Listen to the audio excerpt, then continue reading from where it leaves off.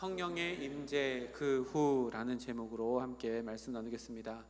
입다의 말씀을 벌써 5번째 살펴보고 있는데요. 암몬 자손들이 길르앗 주민들을 치러 오는 전쟁의 위기 속에서 길르앗 자손들이 장로들이 돕 땅으로 피난가 있었던 쫓겨나 있었던 잡류들의 우두머리가 된 입다를 데려와서 자기들의 싸움의 장관으로 세우게 되어집니다. 부탁을 받은 입다는 곧바로 허락해주지 아니하고 자신의 비천한 신분 그리고 비주류라는 헌실을 넘어설 수 있는 기회를 극대화하기 위해서 협상을 합니다. 그래서 그 장로들과 협상한 가운데 많은 것을 얻어내었습니다. 그렇게 해서 미스바로 와서 하나님께 기도합니다. 미스바는 이스라엘 백성들이 모여있는 곳이었습니다. 명실공히 자신이 이제 이스라엘의 지도자라고 하는 것을 하나님께 기도드림으로 말미암아 선포하는 장면입니다.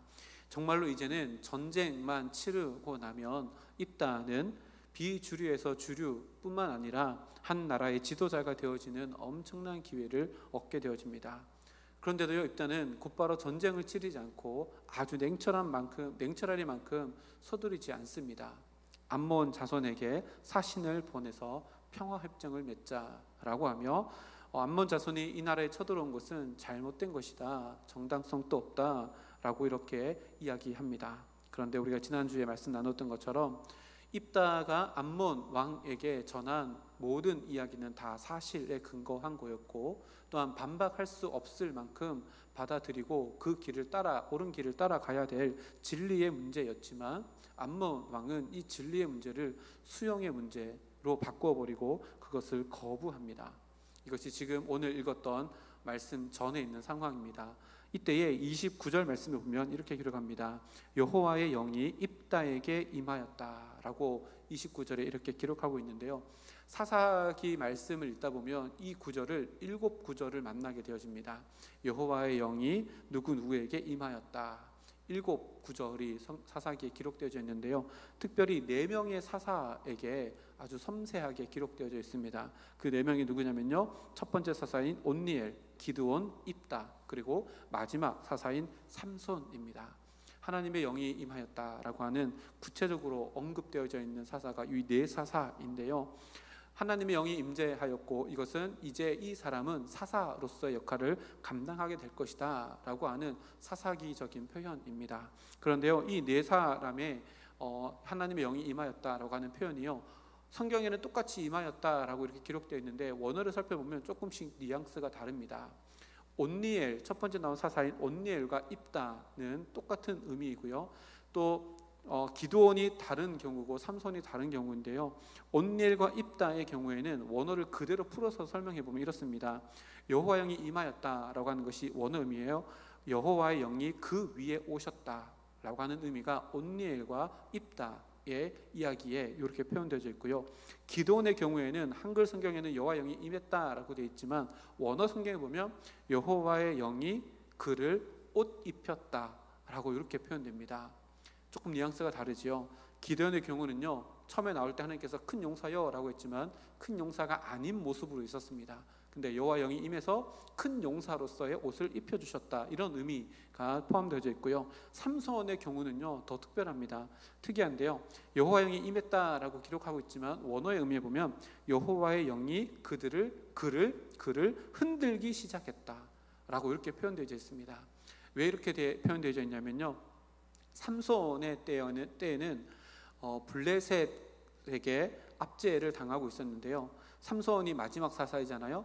이 악순환의 사이클이 마지막 사이클로 돌아가는데, 삼손의 때 블레셋의 압제를 받고 있었음에도 불구하고 하나님의 백성들은 하나님께 부르짖지도 못할 만큼 신앙이 무너져 있었습니다. 그러면서도 블레셋과 함께 있으면서 블레셋으로부터 무엇인가 구원의 실마리를 찾으려고 했던 관계 속에서 하나님을 부르짖지도 못하고 있는 그 관계를 하나님께서 삼손을 통해서 흔들어서 그 관계를 깬다라고 하는 의미가 여호와의 영이 임하였다라고 하는 이 원래 의미, 삼손에게 임할 때는 여호와 영이 그를 흔들기 시작했다라고 이렇게 표현되어집니다. 자, 그러면 오늘 말씀에요, 온니엘과 입다의 경우에는 똑같이 여호와 영이 그 위에 임했다라고, 그 위에 오셨다라고 하는 표현을 썼는데요, 온니엘은 첫 번째 사사입니다. 그리고요, 많은 학자들이 다 공통적으로 이야기하는 게 뭐냐면 성경에 나오는 사사들 중에 가장 긍정적인 모습으로만 사사 역할을 감당했고 가장 모범적인 사사가 온니엘 첫 번째 사사이다 라고 이렇게 이야기합니다. 그래서요, 온니엘의 경우에는 여호와 영이 그 위에 오셨다라고 하는 그 문장 뒤편에 온니엘이 하는 모든 행동들이요 하나님 보시기에 선한 것이었고 좋은 것이었고 그 어떠한 잡음도 없이 또 그 어떠한 부정적인 모습도 없이 그늘도 없이 잘 만들어졌고 또 하나님께서 그 모든 모습을 통해서 또 평안을 허락해 주셨다라는 것이요 온니엘의 모습이었습니다. 그래서요, 온니엘의 모습을 보고 이 글을 읽어 나갔던 사람이라면 온니엘과 똑같이 여호와 영이 그 위에 오셨다라고 하는 표현을 썼다면 입다의 이야기도 지금까지 이렇게 읽다 보면 와, 입다가 비주류인 줄 알았더니 주류 못지않게 하나님에 대한 지식도 있고 이스라엘 백성의 역사도 잘 알고 있고 그것을 암몬 왕에게 적용해서 설명해서 정당성을 캐낼 수 있을 만큼의 굉장히 많은 지식도 갖고 있구나. 그런데 오늘 29절에 여호와의 영이 그 위에 오셨다라고 하는 표현을 하면서 온니엘이 그 뒤에 아름다운 이야기를 만들어 갔던 것을 기대할 수 있게끔 이렇게 표현해 놓았습니다.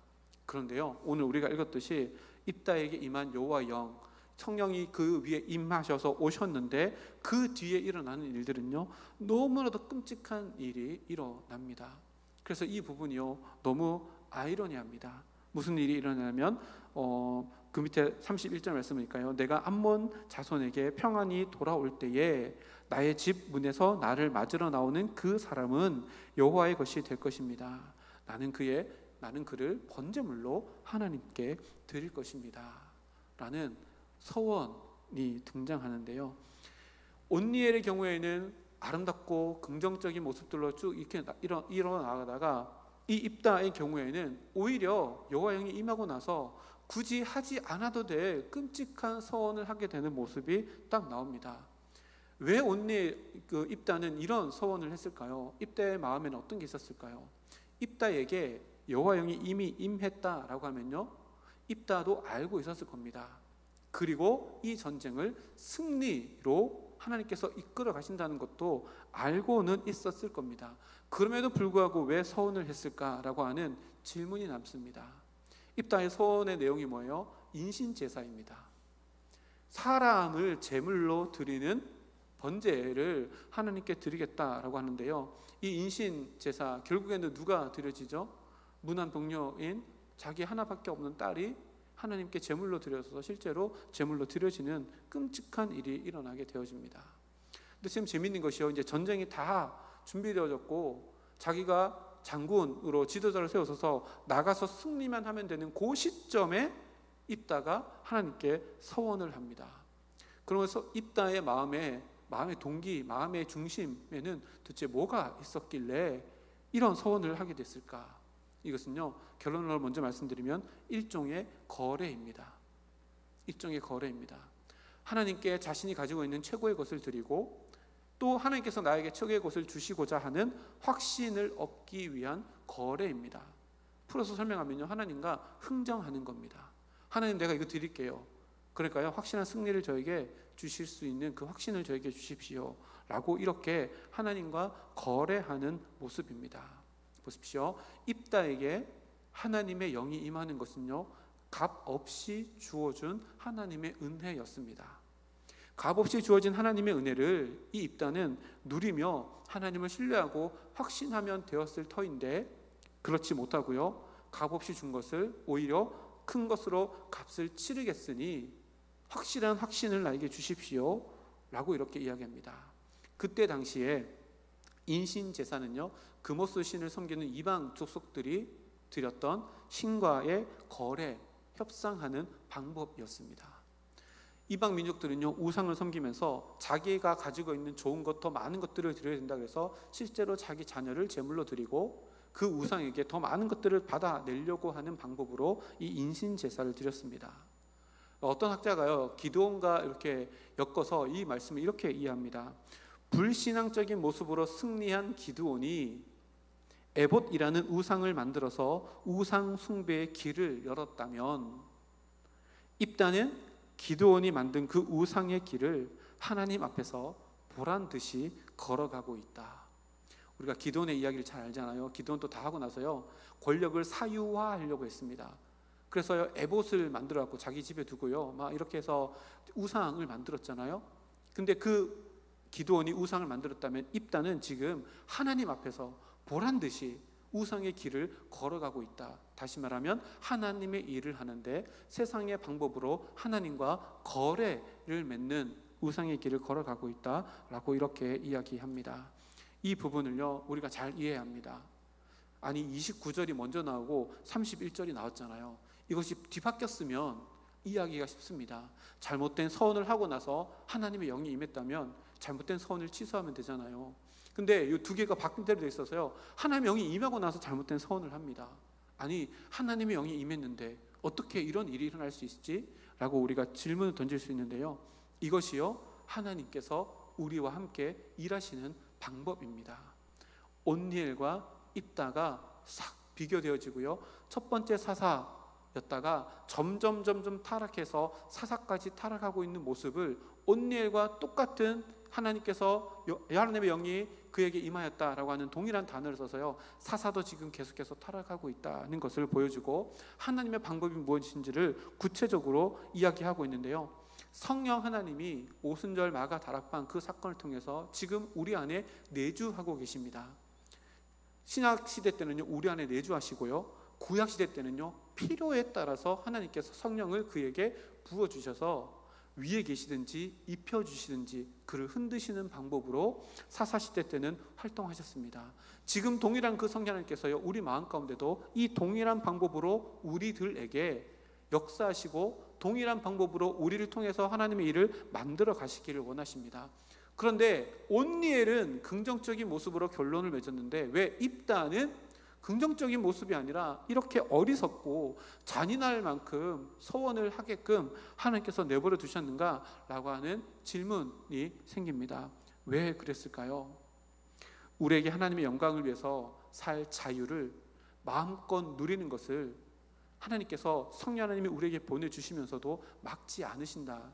이것이 하나님의 일하시는 방법입니다. 무슨 말일까요? 성령 하나님이 입다에게 딱 임하셔가지고 마치 프로그램 딱 했는 것처럼, 로봇이 움직이는 것처럼, 야 입다야, 너는 지금 암몬 자세로 있는 그 길르앗 전쟁터로 가서 이겨라, 승리해라 라고 하고 프로그램에 딱 해서 집어넣으면 입다가 그대로 움직이는 방법으로 하나님께서 하시는 것이 아니라 어떤 방법이에요?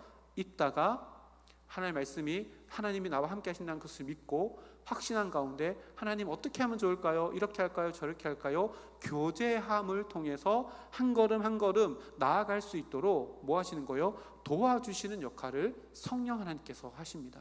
지금 또 마찬가지입니다. 우리가 성령의 충만함을 간구한다라고 이렇게 이야기하잖아요.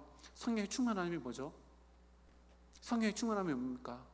방언으로 1시간, 2시간, 3시간 기도하는 거 성령의 충만함의 극히 일부분입니다. 성령의 충만함이 뭐예요? 사도 바울의 성령의 충만함이 뭘까요? 하나님께서 주시는 이성을 가지고 하나님 어떻게 하면 효과적으로 전도할 수 있을까요? 하나님 어떻게 하면 하나님의 복음을 더 많은 사람들에게 확장할 수 있을까요? 라고 하는 수많은 질문을 통해서 하나님과 교제를 했고, 그 교제함으로 말미암아 주시는 하나님의 마음의 확신을 가지고 로마까지 가야지 라고 하는 확신으로 한 걸음 한 걸음 걸어가며 성령의 도우심을 따라서 로마까지 가서 그곳에서 하나님의 말씀을 증거했습니다. 로마서 마지막 장에 가보면요, 우리가 이와 같이 로마에 이르니라.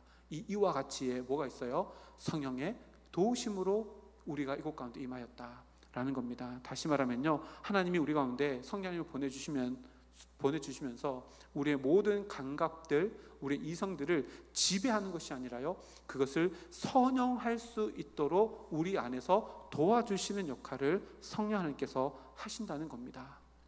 그래서요, 우리가 늘 깨어 있어야 한다는 것이 이것을 이야기합니다. 입다가요, 어렸을 때부터 자기는 기생 출신의 아들이라고 쫓겨났습니다. 도읍당에서 자기와 비슷한 잡류들과 함께 모여서 전투를 통해서 전리품을 챙기면서 생활했던 자들입니다. 그럼에도 불구하고 입다는 자기 민족에 대한 생각이 분명하기 때문에 자기 민족은 치지 않았지만 결국 입다가 지금까지 살아왔던 모든 것들 가운데는 뭐가 잠재되어 있을까요? 폭력이라는 것에 물들어져 있는 입다의 인생의 배경을 입다는 가지고 있습니다. 그리고 그 폭력은요, 이방 민족들에게 향하는 폭력이었기 때문에 이교도의 문화들이 그 폭력을 통해서 자기 마음 가운데 들어와서 이교도의 문화에 잠식되어져서 무뎌져 있다는 것을 입다가 알지 못했던 겁니다. 그래서요, 하나님께서는 입다에게 영을 보내주셔서 하나님과 이제 동행함으로 하나님께 여쭤보고 대화를 통해서 하나님의 방법대로 이 일을 행하기를 원하셨지만 하나님의 영이 임하는 것을 알고도 그 전에 해왔던 자기에게 익숙한 방법으로 하나님께도 대하고 또 자기의 삶 가운데서도 그렇게 행동하는 모습을 입다의 모습을 통해서 우리들에게 보여줍니다. 입다가 놓친 게 뭐예요? 자기에게 임하신 성령 하나님의 존재를 인정하지 않고 그와 함께 교제하지 않고 하나님의 일을 했다는 겁니다. 그래서요, 우리 인생 가운데 가장 중요한 것이 뭐냐면 기도입니다. 내 안에 계신 성령 하나님과 내가 수많은 기도, 교제의 대화를 통해서 얻어지는 깨달음, 그것을 통해서 내 삶 가운데 실천으로 옮겨 나갈 때에 우리는 어리석은 서원, 하나님과 대화를 통해서 하나님을 매수하는 것이 아니라 하나님이 진짜 원하시는 것이 무엇입니까? 내가 하나님의 방법대로 그것을 해결해 나가겠습니다 라고 하는 가르침을 줄 수 있는 이 기도가 우리의 삶 가운데 가장 중요하다는 것을 입다를 통해서 우리들에게 이야기합니다. 그리고요, 하나님은 예수님을 통해서 우리에게 원하시는 재물은 단 한 가지밖에 없다라고 분명히 말씀하십니다. 그게 뭘까요? 우리의 마음입니다. 예수님 뭐라고 말씀하셨을까요? 이것을 자기 부인이라고 이야기했습니다. 주님께서, 하나님께서 우리에게 원하시는 재물은요, 인신제사, 내게 더 큰 거 원하시는 게 아니라요, 내 마음, 너를 부인하고 나를 따르라, 이것만이 하나님께서 원하시는 재물이라고 성경에 분명히 말씀하십니다. 하나님 원하시는 것은요, 우리 마음입니다. 우리 마음 가운데요, 세상의 방법들 아니고 세상의 흐름 아니고 하나님의 방법들, 하나님으로 가득 채워져 있을 때 비로소 하나님의 방법으로 하나님의 뜻을 이뤄나갈 수 있기 때문에 우리의 마음만을 원하셨다는 것을 성경이 예수님을 통해서 우리들에게 말씀해 줍니다. 초대교회에 성령 하나님이 임하실 때를 한번 가볼까요? 사도행전 2장에 보면요, 마가의 다락방에 120명의 성도에게 불의 해 같은 것이요, 불은 하나잖아요. 근데 그 다 나눠져서 한 사람 한 사람에게 성령이 다 임했습니다. 그때 어떤 일이 일어나면 다 외국말로 말하기 시작합니다. 우리가 이걸 방언이라고 하는데요, 성경 그대로 보면 외국 방언, 알아듣지 못하는 방언이 아니라요, 외국말입니다. 어떤 사람은 영어로 하고, 어떤 사람은 프랑스어로 하고, 어떤 사람은 중국말로 하고, 어떤 사람은 일본말로 하고, 외국말로 말하기 시작하는데 무엇을 말하냐면 성경이 분명히 나옵니다. 하나님의 큰 일을 선포했다라고 이렇게 나옵니다. 그가 마가의 다락방에서 하나님의 큰 일을요, 각자 다른 나라의 말로 막 말하기 시작합니다. 그랬더니 밖에서 들려오는 소리 때문에 밖에 사람들이 웅성웅성하는데요, 그때 베드로가 밖으로 나갑니다. 나가서 뭘 할까요? 하나님의 큰 일을 선포합니다. 그리고 이 되어진 일이 어떻게 되어졌는지 아느냐? 요엘서에 이미 하나님께서 예언하신 그 성령이 우리 가운데 왔고 그 일이 성취되었다라고 이야기하며 예수님에 대해서 선포합니다. 여러분, 이 과정 가운데요, 베드로에게 어떤 마음이 있었을까요? 성령 하나님이 갑자기 임했습니다. 거기 있는 120명의 성도들은요, 처음 경험하는 겁니다. 베드로에게도 임했습니다. 옆에 보니까요, 각자 다 다른 나라 말로 하나님의 큰 일, 되어진 일, 구약 역사들, 예수님 이 땅 가운데 오신 일들, 막 이런 일들을 막 선포하고 있습니다. 근데 밖에서 웅성합니다. 베드로는 지도자잖아요. 베드로에게 어떤 마음이 있었을까요? 성경에 기록되지 않았지만요, 베드로의 마음 가운데 자기에게 임하신 성령 하나님과 수많은 대화들, 질문들이 오고 갔을 겁니다. 하나님, 이것이 어떻게 되어진 일입니까? 그때 하나님께서 주신 거 뭘까요? 이것이 요엘에게 선포하신 그것이 응답되어진 것이다. 너는 밖에 나가서 이 일을 알려라 라고 하는 대화가 주고받았기 때문에 베드로가 밖에 나가서 그것을 선포했고, 놀라운 역사가 일어나서 3,000명이나 하나님께로 돌아오는 놀라운 역사가 있었음을 성경에 기록합니다. 성령 하나님께서요, 우리 가운데 역사하시는 것은 바로 이렇게입니다. 내 안에 계신 성령 하나님과 나와 주고받는 마음의 수많은 대화들을 통해서 내 마음 가운데 잘라내야 될 모든 것들은 다 잘라내 버리고, 세상 가운데 익숙해져 있었던 나의 삶의 방법들은 다 잘라내 버리고, 하나님이 원하시는 방법대로 내 마음을 변화시키고 바꿔져 나가 그것을 내 삶 가운데 행동으로 옮겨 나가는 거, 내 입술이 변화되어지고 내 마음이 변화되어지고 행동이 변화되어지는 거, 하나님께서는요, 성령 하나님 우리 가운데 보내셔서 이렇게 바꾸어져 나가며 우리의 삶이 하나님 보시기에 기쁨이 되는 삶으로 바뀌어져 나가는 것을 원하십니다. 그래서요, 신앙생활 가운데 가장 중요한 것이요, 기도입니다. 기도가요, 시간 정해놓고 하는 것 물론 기도입니다. 기도는요, 질문으로부터 시작되어집니다. 하나님, 나를 왜 이 자리에 두셨습니까? 하나님, 도대체 오늘 이 사건이 내한테 왜 일어났습니까? 하나님, 오늘 말씀 묵상했는데 이 말씀이 나에게 어떻게 적용돼야 합니까? 이런 수많은 질문들은요, 곧바로 기도로 연결되어지고요, 말씀으로 주어지는 질문, 수많은 질문들이 기도로 연결되어지고, 그 질문들은요, 기도를 통해서 하나님께서 원하시는 마음과 답이 우리 가운데 다시금 임하게 되어지고, 그 마음을 붙들고 살아가면서 내 삶 가운데 그 말씀을 실천하는 것, 이것이요, 성령 충만의 실체입니다. 성령 충만요, 멀리서 찾을 거 없습니다. 저 가가지고요, 나무 뿌리 한 개 뽑는다고 성령 충만 오는 거, 물론 그렇게도 하나님께서 임하십니다. 그것이 다가 아닙니다. 그것은요, 성령 충만의 출발입니다. 내 삶 가운데 하나님 어떻게 하면 살아갈 수 있을까요? 라고 하는 수많은 질문이 담겨져 있는 이 기도를 통해서 우리는 하나님의 선한 일을 할 수 있는 출발점에 서게 되어지고, 하나님 위대한 역사를 만들어 나갈 수 있는 주인공이 될 수 있다는 것을 이야기합니다. 입단은요, 지금 전쟁의 승리를 보장하는 전쟁으로 나가면서 하나님께 질문하고 하나님께 기도했다면 자기 딸이 될지 몰랐겠죠. 이 어리석은 서원을 절대로 하지 않았을 겁니다. 바뀌었겠죠. 하나님이 승리를 주심을 믿습니다. 승리를 주시고 돌아올 때 하나님께 화목제물을 드리고 온 성도들과 온 백성들과 함께 하나님께 영광 올려드리겠습니다 라고 서원할 수도 있었던 장면입니다. 근데요, 입다는 하나님이 성령이 그 위에 임하였음에도 불구하고 자기 위에 임한 성령 하나님과 그 어떤 교제도 하지 않았고, 하나님의 일을 감당하려고 인간의 방법으로, 세상의 방법으로 하나님과 거래하면서 확신을 얻고자 했습니다. 우리가 오늘 또 기도할 텐데요, 새벽마다 일어나셔서 기도하시고 집집마다 기도하실 텐데요, 이 입다의 모습이 반면교사가 되었으면 좋겠습니다. 우리의 기도의 제목이 뭔가, 기도의 목적이 무엇인가, 늘 우리는 돌아보아야 합니다. 입다가요, 하나님께 올려드리는 서원이 기도라면요, 입다의 기도의 목적은요, 뭐예요? 하나님의 영광이 아니었습니다. 자기 확신이었고요, 자기 자리에 보장 받기 위한 자기 욕심이었습니다. 만약에 입다가 자기 위에 임한 성령 하나님과 교제하는 기도의 시간을 가졌다면 절대로 이런 기도를 하나님께 드리지 못했을 겁니다. 오늘가 찬양했잖아요. 주와 함께 가리, 함께 가리.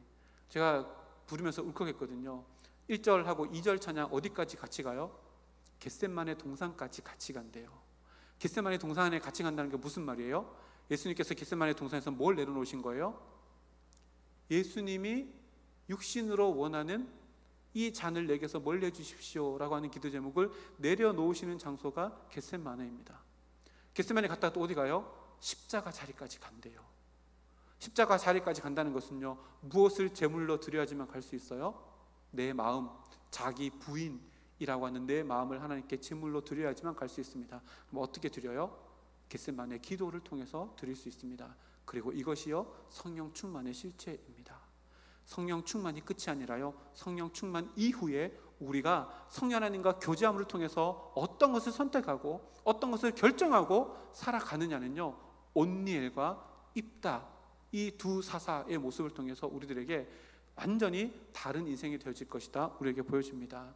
온니엘은요, 성령 하나님이 자기 위에 임하는 것을 보고 그 성령 하나님과 교제하며 자기 욕심, 자기 방법, 자기가 익숙한 것이 아니라 하나님 어떻게 할까요? 하나님 어떻게 할까요? 하나님의 방법대로 했기 때문에 긍정적이고 아름다운 모습으로, 모범적인 모습으로 사사 역할을 잘 감당했는데, 입다는 똑같이 성령 하나님이 그 위에 임했지만 그 입다 위에 임한 성령 하나님과 입다는 어떠한 교제도 없었고 어떠한 대화도 없었기에 입다 마음대로 하나님의 뜻을 이뤄나가려고 노력하고 애썼다는 모습을 보게 되어집니다. 하나님은요, 인간의 어리석음, 입다의 어리석음에도 불구하고 승리라고 하는 하나님의 뜻을 이루셨습니다. 하나님은요 손해본 게 하나 없습니다. 근데요 자기 위에 임한 성령 하나님과 교제하지 않았던 입다에게는요 승리가 주어졌지만 뭐가 남았어요? 딸을 보내야 하는 아픔의 상처가 그대로 남았습니다. 하나님은요 우리 악함을 통해서도 역사할 수 있습니다. 우리의 어리석음을 통해서 약속할 수 있습니다. 그러나 하나님의 뜻은 이루어지지만 우리 가운데 어리석음 때문에 남는 것은요 아픔의 상처들이라는 것을 입다의 모습을 통해서 우리들에게 보여줍니다. 그래서요 기도가 중요합니다. 하나님의 방법이 아니고 하나님의 나라에 어울리지 않는 것들을 다 덜어낼 수 있는 그 기도. 그래서 성령 하나님의 충만함으로 내 삶 가운데 진짜 행해야 될 것이 무엇인지를 늘 성령의 민감함으로 하나둘씩 선택하고 결단하며 나아갈 때에 성령의 충만함으로 말미암아 우리의 삶 가운데 하나님의 역사의 충만함을 경험하게 되어지는 우리들의 삶이 될 것입니다. 경솔한 서원이 되어지는 우리들의 기도가 아니라 경건한 그릇이 되어지는 우리들의 기도가 될 수 있도록 하나님께서 원하시는 진짜 제물인 나의 마음을 하나님께 내어드려서 진정으로 성령 충만한 삶을 살아가는 우리 모두가 되어 하나님의 역사의 선한 통로가 되는 성서주와 함께 모든 권속들 되기를 주님의 이름으로 축복합니다. 함께 기도하겠습니다.